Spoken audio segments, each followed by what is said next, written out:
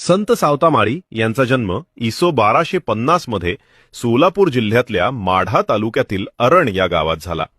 दैवू माळी हे त्यांचे आजोबा पंढरपूरचे वारकरी होते.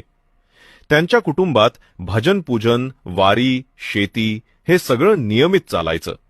सावता महाराजांचे वडील पुरसोबा हे अत्यंत धार्मिक होते. आई वडिलांच्या संस्कारातून सावता महाराजांना लहानपणापासूनच विठ्ठल भक्तीची गोडी लागली.